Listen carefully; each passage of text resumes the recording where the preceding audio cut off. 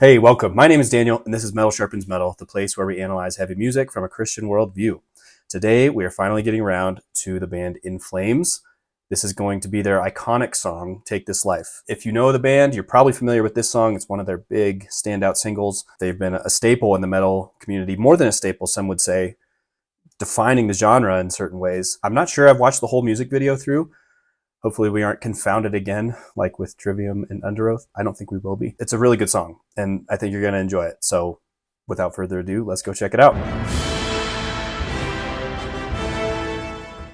Okay, this song is about to start with an iconic bang. It is, man, I love this intro. This is how metal should be written. Minus the helicopter sounds for the music video.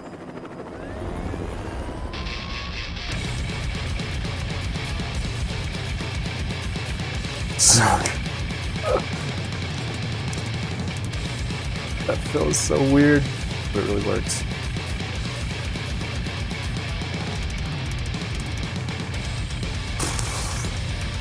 This is just a metal classic. I love you can actually hear like the growly bass in there.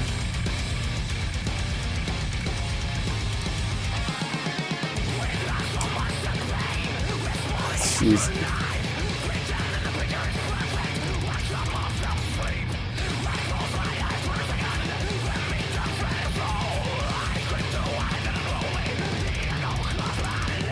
The vocals sound like they're barely keeping up with the tempo.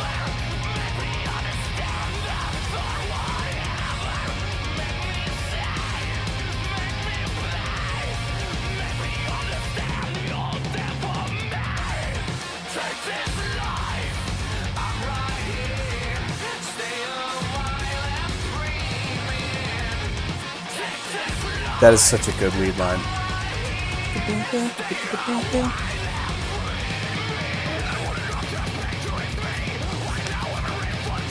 Jeez.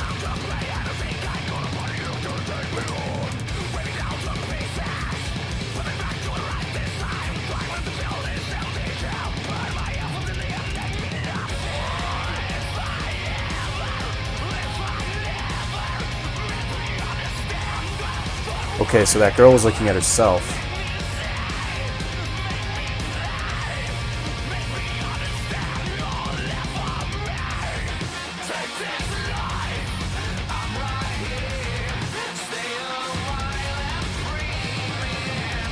And the big chords behind it.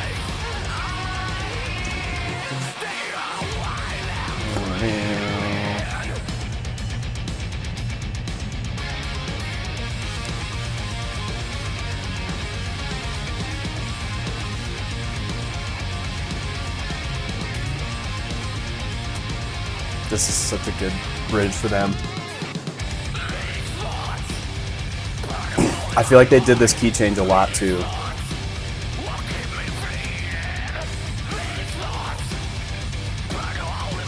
Just such a good driving.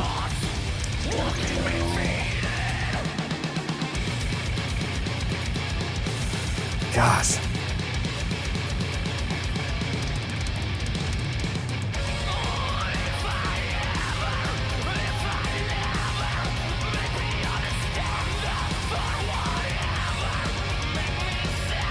They had a lot of those synth keypads in the back too.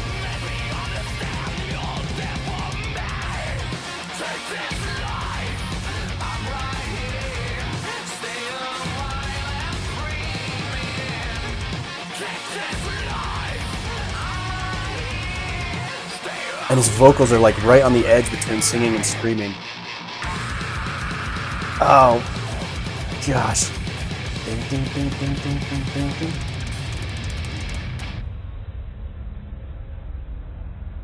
Jeez.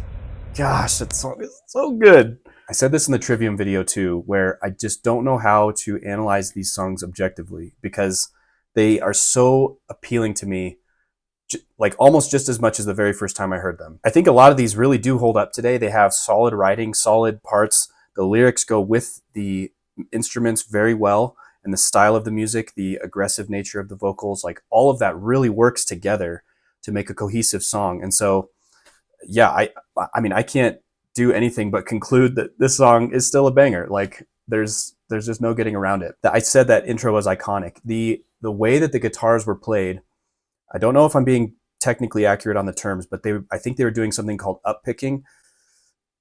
Guitar aficionados, just feel free to absolutely roast me into oblivion if that's wrong. But what they're doing is they're sticking with the snare of the drummer. Why don't you explain this to me like I am an 8-year-old? So when you count music, you're counting 1, 2, 3, 4 in a 4/4 song. In this song, the tempo is pretty fast. It's like 1, 2, 3, 4, 1, 2, 3, 4. The drummer, first of all, was playing like crazy.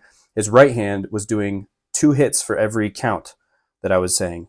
2 hits on the ride. So 1 and 2 and 3 and 4 and then the bass drum was doing a kick on the 1, 2, 3, 4, and the snare was doing a hit on all the ands. So 1 and 2 and 3 and 4 and then you play that like 2 or 3 times faster than what I just did. Now the guitars, instead of just playing 1, 2, 3, 4, 1, 2, 3, 4, 1, 2, 3, 4, they're going on the ands. So they're going it's really hard to describe. The guitars are going on the upbeat. That's why I said up picking. So if I'm wrong, again, let me know. But they're hitting with the kick drums, or no, sorry, with the snare instead of the kick drum. What it does is it makes it feel, at least to me, it makes it feel twice as fast as it normally would. Again, I feel like my words are failing me here. Oh, look at him joke! What I'm trying to convey is that the song sounds chaotic and fast and hectic and frantic at the beginning. And to have the guitars come in with that kind of, filter, it sounds like it's playing in a radio, but then immediately all the other instruments are in, it just jumps you right in. So you have very little warning, and then you come into something that sounds twice as fast as it normally should. The chaos and like the sense of anxiety that you get right at the beginning is just awesome. It really goes with the theme of the song that we'll talk about later. And then you transition into a pre-chorus. It's slowing down, but it still feels a little faster than normal. But then the chorus is where it all kind of locks into a sense of order.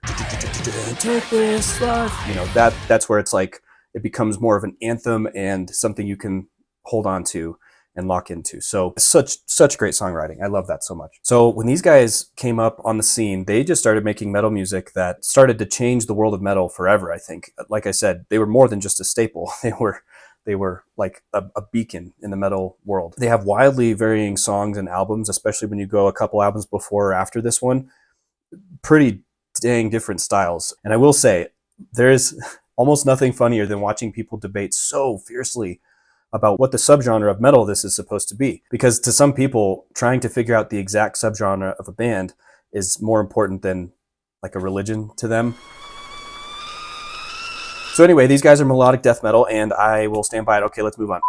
Yeah, I think these guys have been kind of labeled Swedencore, Scandinavian metal, things like that. They're not the same genre as Insomnium, the song that we went over a few months back.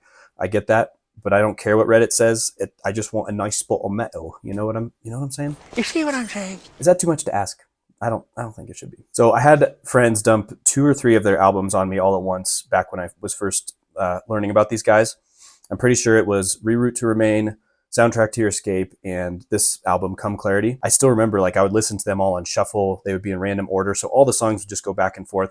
I had no idea which song was on which album. When I would hear the song, I'd be like, oh, I know the next part. I remember all this, but yeah, I kind of disorganized it in my brain by listening to it that way. So I do remember talking with my friends. One of their songs we called Computer Core.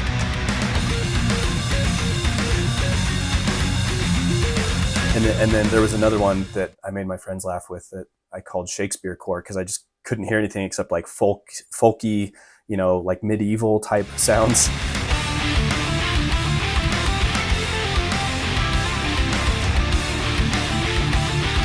Yeah, me and my friends, we were just being idiots trying to come up with hilarious sounding subgenres of metal, and it was a simpler time. It was a simpler time back then. All right, so their vocalist is named Anders Frieden, and he was always like an enigma to me in terms of what he was doing. There sounded like there were a lot of layers and subtle things going on that when you listened for them, you were like, okay, is he singing behind this scream? Is he like doing a pitched scream that sounds like he's singing with like, some crackle kind of on top of it?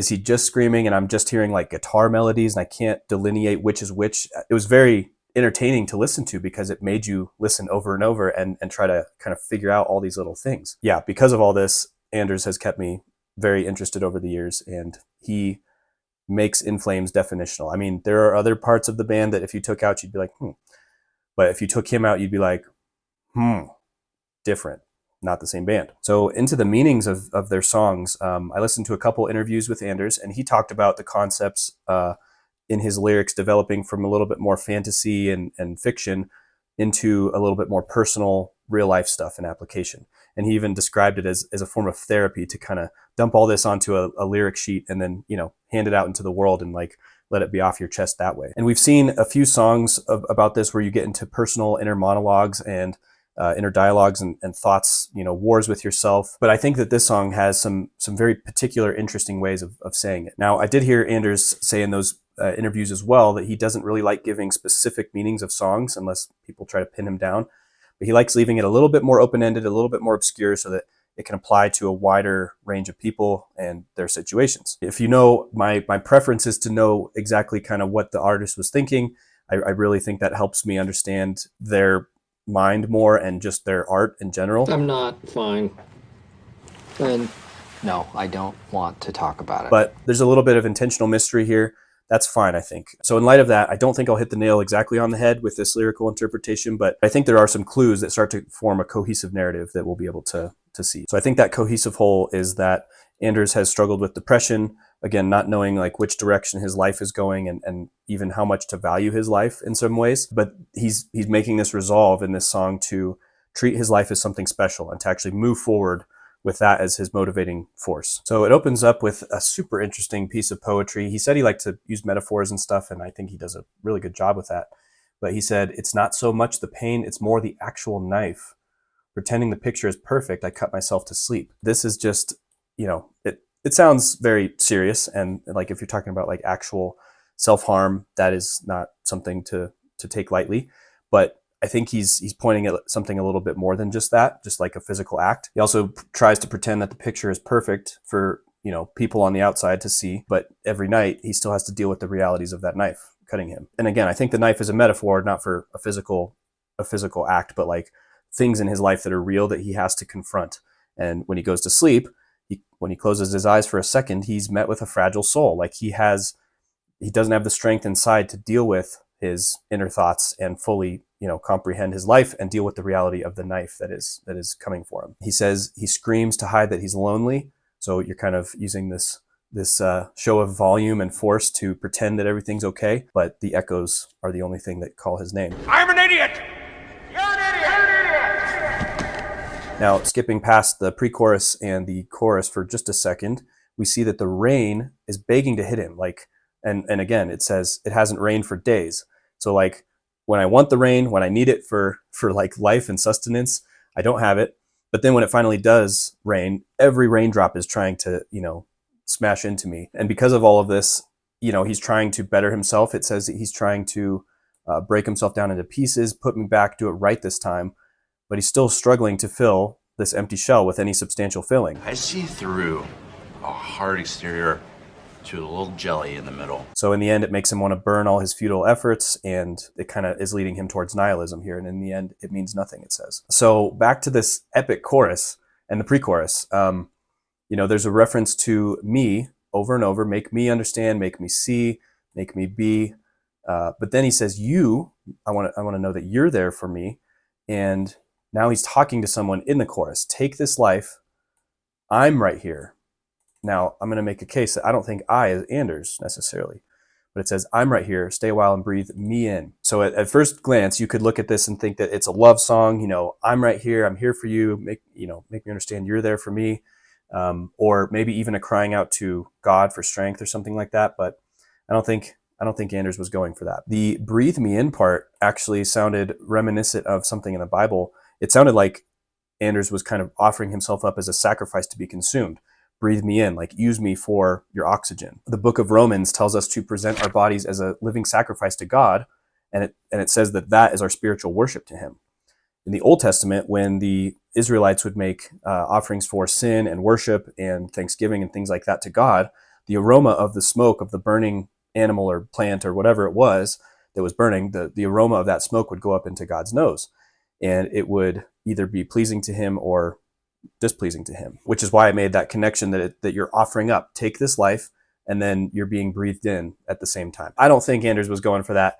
It's just something that I thought was a very illuminating parallel that helped me kind of get a visual for what might be going on. So I said right here in the chorus, this I think, and this me are maybe different than Anders and maybe different from the subject in the pre-chorus. So my best guess is that Anders is referring to life as this separate force, this separate subject from him. Anders refers to himself as the empty shell, and he's being encouraged by this life entity to breathe it in and let that fill the shell. He also says, I call on you to take me on. I mean, maybe that's the life again saying, please take me on, Anders, so that you can have a fullness of life through the energy that I can give you. So yeah, I realize that it's kind of weird to have the subject change between the verse into the chorus, but I think between, the music video laying out people being on the edge, like the brink of doing something drastic and then pulling themselves back, the life saying, take me on and, breathe me in, like, let me be your motivation, your driving force behind you. Yeah, I think I'll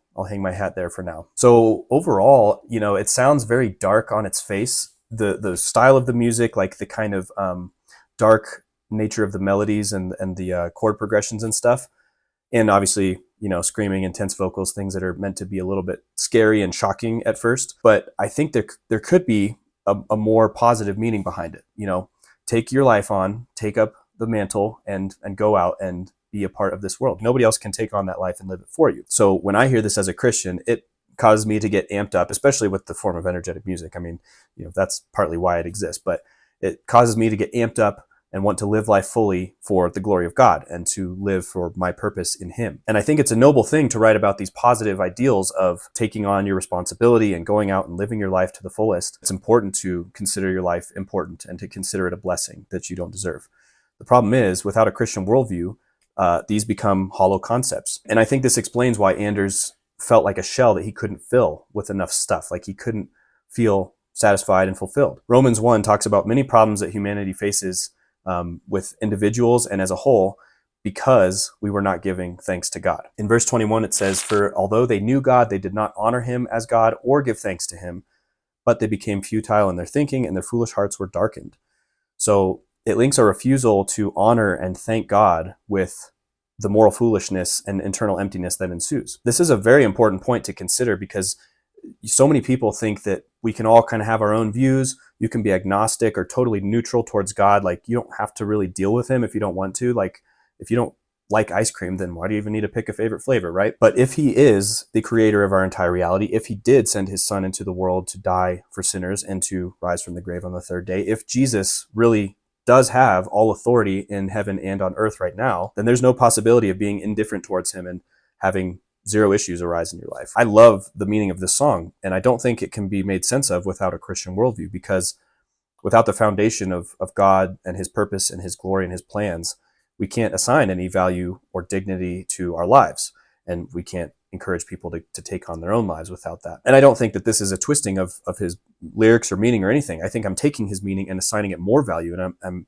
giving it a foundation on which to rest. So for anyone who doesn't know God, and for Anders specifically, I hope that he can find peace and fulfillment through our Lord, rather than feeling the need to put on these masks and then rip them off by his own efforts, as he refers to in other albums and other lyrics that he has. So yeah, thanks for joining me on another metal blast from the past. That was a fun song. Yeah, it's going to be stuck in my head, I'm sure, for the next week. Hope that got you amped up and ready to take on your life and do it for the glory of God. And yeah, hope you enjoyed the analysis. I hope to see you in the next video. Bye. There's a lot of people fighting. There's a lot of electrons that have died trying to define what this genre is. Jumped in too fast. Too fast. I don't really care what the subgenre is. The subgenre is good. The subgenre is banger. If you've never heard that song of theirs, but you know the band, I'd be a little surprised. But if you're like 20, maybe that happens. I think that's enough intros. We're done with the intros.